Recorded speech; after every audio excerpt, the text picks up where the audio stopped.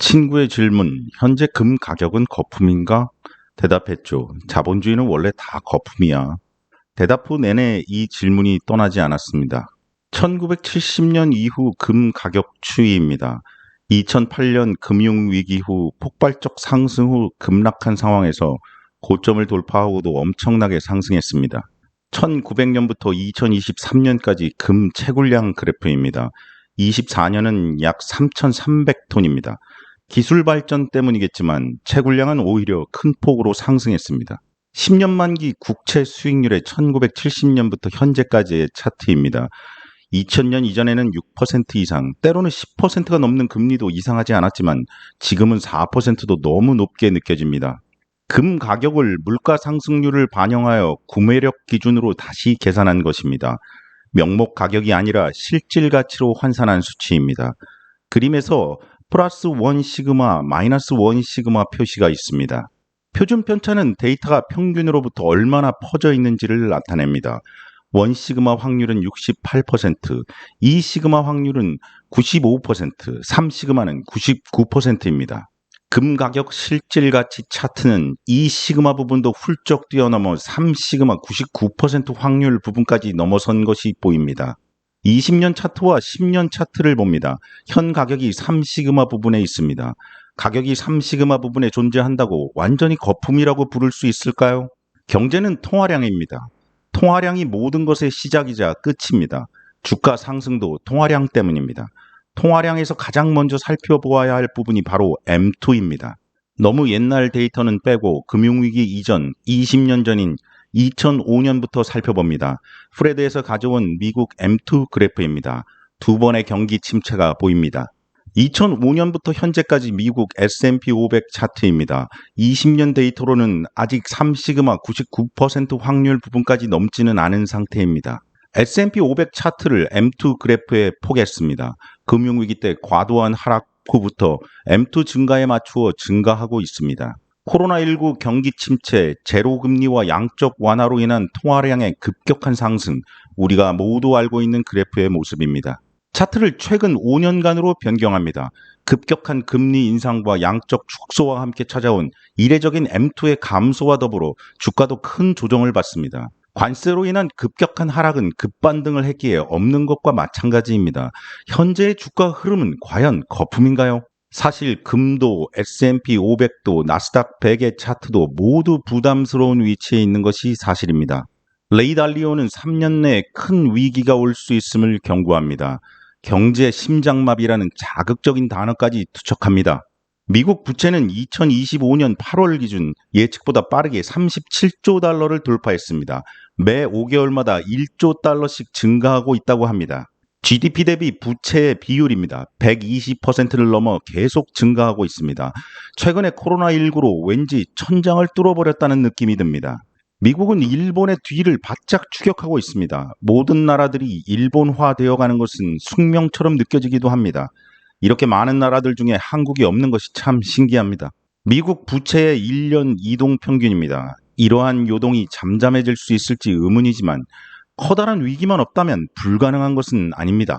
레이 달리오는 죽음의 소용돌이가 벌어질 수 있다고 경고합니다. 기존 부채 상환을 위해 더 많은 국채를 발행할 수밖에 없는 악순환에 빠지게 된다는 경고이지요. 너무 많은 국채 발행으로 매수하려는 사람이 적어지고 가격이 떨어집니다. 국채 가격의 하락은 이자가 높아지는 결과로 나타납니다. 전체적인 국가의 신용도가 낮아지고 금리는 더 높아집니다. 부채 상환 비용이 급격히 늘어나고 늘어난 비용 때문에 또다시 국채를 발행합니다. 이러한 사이클이 불가능해지면 결국 채무불이행, 디폴트를 선언하게 되는 것입니다. 아니면 화폐를 엄청 찍어내 메꾸려 하고 하이퍼 인플레이션이 발생됩니다. 아르헨티나에서 일어나고 있는 일이죠. 레이 달리오는 죽음의 소용돌이를 막을 수 있는 해결 방안으로 정부 지출을 줄이고 세금을 늘리라고 합니다. 왠지 해결 방안이 조금은 공허하게 들리는 듯합니다. 파월의 잭슨 홀 연설에서 금리 인하를 시사하면서 증시는 폭발했습니다. 관세의 인플레이션에 대한 영향은 일회성이라 말합니다. 관세의 영향을 너무 과소평가하고 있지는 않은가 생각됩니다. 고용 때문에 금리를 인하해야 한다는 말을 하고 싶은 것일 수도 있고 강요받았을 수도 있습니다. 파월의 말 속에서 관세가 오히려 노동시장에 영향을 주고 고용 충격은 지속될 수 있다고 말합니다. 관세는 장기적으로 미국을 천천히 망가뜨릴 가능성이 있는 것입니다. 직장을 찾는 근로연령 인구의 감소가 이어지고 있다는 지표는 단편적인 실업률 통계로는 드러나지 않는 잠재적 약화의 신호라고 기사는 말하고 있습니다. 실러 지수라 불리는 것도 살펴보아야 합니다. 실러 교수는 케이트 실러 주택가격 지수로도 유명합니다. 실러데이터닷컴에 가면 날것의 데이터를 다운로드 받을 수 있습니다. 실러 지수는 미국 S&P 500 지수의 장기적 고평가 저평가 판단 지표로 자주 사용됩니다. 가격과 이익의 기초 데이터를 기준으로 얼마나 고평가되었는지 지수화합니다. 실러 지수는 최근 10년간 기업의 물가 조정된 실질 이익 평균치를 사용해 산출한 주가 수익 비율입니다. 37.9라는 현재의 값과 현재의 이자율이 대공황 때와 비교를 하며 위험하다 말하고 있는 것입니다. ECY 지수도 살펴봅니다. Equity Yield Gap이라고 불리는데 같은 것입니다. 앞에서 본 실러 지수 37.9를 적용하면 0.026, 2.6%가 됩니다.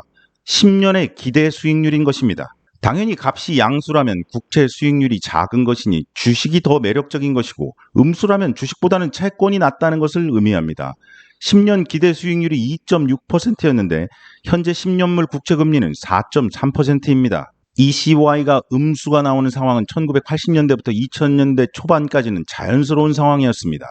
금융위기 때의 특수한 상황을 제외하면 꽤나 오랜만에 나타나는 현상이라 생각됩니다.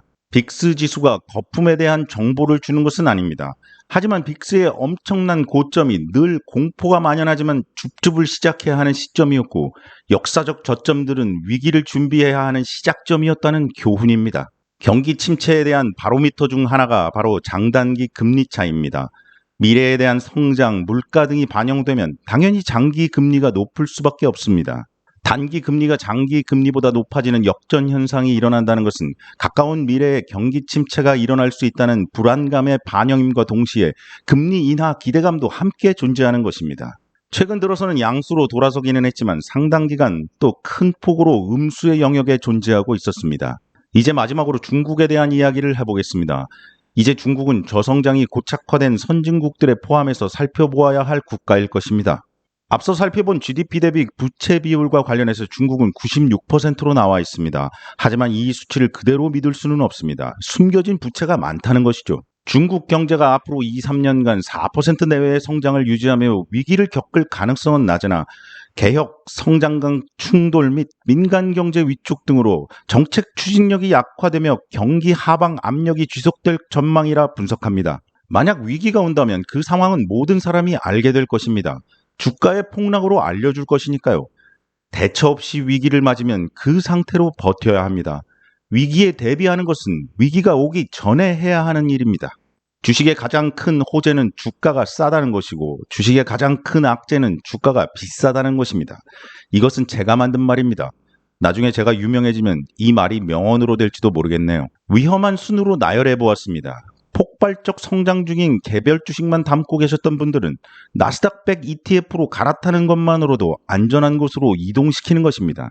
붉은 선 아래의 투자도 위험할 수 있겠지만 상대적인 것입니다. 지금은 안전자산의 비중을 확대하는 것이 필요한 순간입니다. 위기가 진짜 왔을 때는 늦습니다. 저는 IRP뿐만 아니라 모든 투자 계좌에서 안전자산 비중을 30%로 조정할 예정입니다. 연말까지 모든 지표들 추이를 분석해서 현재보다 더 나빠진다면 안전자산 비중을 최대 50%까지 늘리려고 합니다. 강세장에서 최대의 도박으로 최대 이익을 얻은 자는 필연적으로 뒤따르는 약세장에서 가장 큰 손실을 본다. 벤자민 그레이엄 형님의 말씀입니다. 오늘은 여기까지입니다. 감사합니다.